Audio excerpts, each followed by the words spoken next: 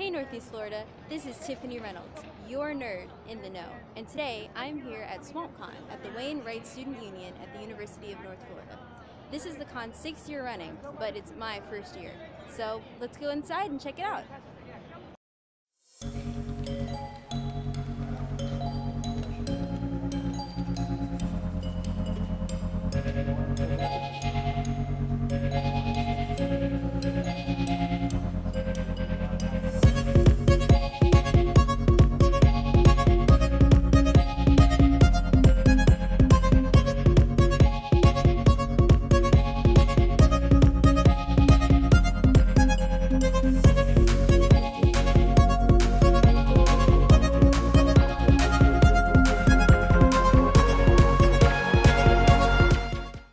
SAI, Student Activities and Involvement, wanted to make a big push for more events on campus. So we pitched that we could do a con and made it happen, in short. Cool. Back then we had several more organizations running it. Now it's pretty much exclusively the Gator Anime Club.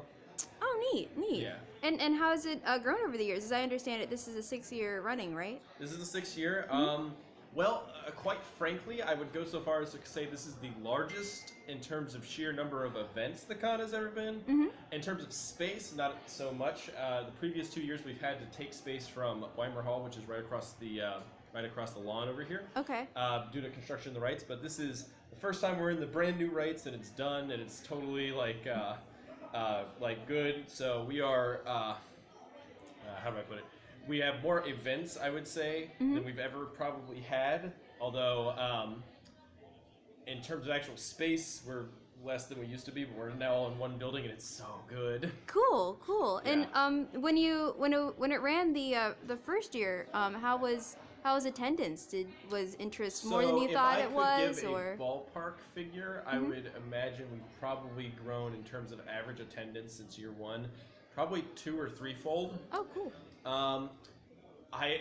I'm not super familiar with how the first con played out. I know for the most part we were mostly in and around the rights and outside. There wasn't, and of course in the grand ballroom, there wasn't a whole lot going on the first year. But I'm pretty sure we had somewhere between 1,000 and 1,500-ish. Oh, wow. Like, I don't have exact numbers for anything before year 3.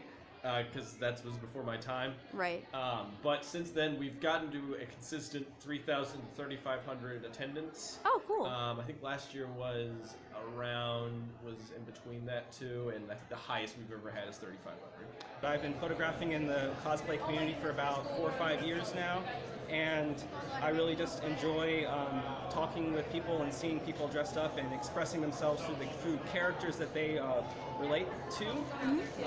I also like to see things that I'm not familiar with, because a lot of the costumes I am familiar with, but sometimes I'll see something really cool and I'm like, I have no idea what that is, but I want to photograph it. So coming to a smaller convention like that allows me to actually get one-on-one with people more so than a larger convention. Okay, and is this your first year here? Have you been going to SwampCon before? This is my 2nd year in a row doing the photo booth, but my 4th year in a row being at the convention. Oh, cool. How did you, do you do this free photo booth for other conventions, or is it just exclusively for SwampCon? The photo booth is pretty much custom to SwampCon so far. I haven't brought this photo booth set up to other conventions yet, but I might in the future. Bringing it to this convention is easy because it's a smaller convention. Bringing it to larger conventions, you run into problems with a lot of people, and you don't have enough space to set up. So I usually just bring it to this convention because it's easier. But I still go to other conventions and bring my other photo equipment with me and pull people aside and take photographs that way. Cool. When you started coming here, was it just kind of on a whim, just check it out, see, you know? The first year I came was just on a whim. I didn't even really bring too much camera equipment with me. I just wanted to see what was going on. I heard about it. Some friends were going. We actually piled into one of my father's car at the time, and we all took a road trip from Jacksonville. It was a lot of fun. It was I think it was 5 or 6 of us in the car. And that was, I guess, 4 years ago now that we did that. That was pretty exciting. And actually, it was one of the first conventions I ever went to. Cool. So coming to this convention is I kind of have a little, great affinity for it. Like it feels familiar to me. It's the one I've come to most often. Even though I live in Jacksonville, it's close enough. It's actually closer than driving to Orlando for some of the Orlando conventions that are much bigger than any of the Jacksonville conventions. So yeah, I like coming here because I've been coming here for a while now. So how did you get started in getting into cosplay? Man, I think I started going to conventions in 2007, which was after I saw the Naruto movie in theaters. I think people in the row in front of me were cosplaying, and I was like, oh my god, they're wearing costumes from the show, like, what an idea. And so then I found out about a local convention. I'm from Tampa, so that was MetroCon for me, and I've been going ever since 2007. And I didn't wear a costume the first year I went, but I saw how much fun the people were having who were wearing costumes, and I was like, oh, I need to get in on that. Cool. Did you have any like crafting experience before cosplay? Or? I have been sewing for quite some time. My grandma taught my mom, and then my mom taught me. So I do have a background in sewing, and I've been doing that. I guess I sort of picked it up more when I was in high school. So I do have that background, and I've always, been into doing arts and crafts. So a lot of making costumes came pretty naturally to me. Cool, Yeah. cool. What inspires your cosplays? Gosh, I get inspired so easily. I'll see a picture of a character, and not only will it instantly spark in me a desire to cosplay that character, but I'll also completely immerse myself in the fandom. Like, I saw a picture of a character from Kill la Kill, the super popular Studio Trigger show, and I was like, oh my gosh, like, what is this show? Who is this girl? Like, I need to be her. So I get inspired super easily, almost like infuriatingly so, because then I just end up with so many ideas that I want to cosplay. So it's a blessing and a curse, but I'm like constantly inspired by new anime and new video games, and yeah, it's quite an overwhelming life. What brought you to SwampCon? Well, about 4 years ago, I was invited to come as a guest author. I write science fiction. I have a First Contact with Aliens series called Fists of Earth out, where the main character is a martial arts movie star, kind of like Chuck Norris, except he can act. And he and his cast and crew are on board a cruise ship that gets hijacked by aliens. Oh, cool. And they lead the rebellion against the aliens. And I have 3 books out in that series. And I also have 2 books out that are LGBTQ series based in Key West. It's 2 young ladies coming to terms with the lifestyle and then getting more and more into the lifestyle down in Key West, where you can write anything, anybody, and it just seems like one more day in Key West because nothing's too weird to put in. Cool. And so they had me 4 years ago, and I had a good time, and I live here in Gainesville. Oh, neat. So it's an easy decision to come back every year, and they're always very nice to me. Have you always been interested in science fiction? Yes, I started off early on. I saw the original Star Trek episode, the only episode where they had a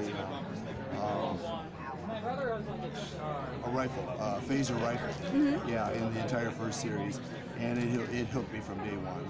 Plus, I was also into any science fiction. We had a very good, tiny library, considering how small and ignorant a town it was in many ways. They had a great library with a lot of science fiction. Oh, cool. And at a very young age, I read through everything they had. Cool, cool. How do you incorporate science fiction into your work? Well, I didn't want to create a new universe and a new world when I wrote my first book, so that I'm going to put it taking place like maybe next week or something, and it's all contemporary thing, all same countries, same kinds of people, same political aspects about most countries, and of course Earth. But then I come up with the alien ideas and the different aliens that are involved. But I found it easier for me to write contemporary stories, whether they're the lesbian gay series or whether they're science fiction, using contemporary ideas. Although I have to say, when cell phones came out, it changed everything. Because I wrote my first book before cell phones were such a thing, and every book since then. Fortunately, the first one doesn't matter. They were in outer space. They couldn't get 5 bars. But ever since then, I have to always take that into account. And different current things that happen, they matter. So it adds a certain adventure to the writing style. Cool, cool. And as a last question, what do you think about the geek community here? That it garners this type of event, is I think for 6 years now. Yeah, I think this is the 6th year. I think this is my 5th year or 4th year. I'm not sure, but this might be the 5th one. But in any case, it's been a good number of years. I think they're great. I do about 8 or 12 shows a year. I go to MegaCon, Tampa Bay Comic Con, several literary conventions, Necronomicon and Oasis, that are not so much media, not so much cosplay, but much more reading and writing. You know, and it's all about the books. And I like those shows, but they're always smaller. And I kind of like the energy in a show like SwampCon or MegaCon where you got 100,000 people plus. And it's just exciting. You see people go by dressed in things that I have no clue who they are, but it's cool, and obviously a lot of work and thought put into their costumes. Yeah. And the energy levels are always incredible. I come away from every one of these shows inspired. Cool.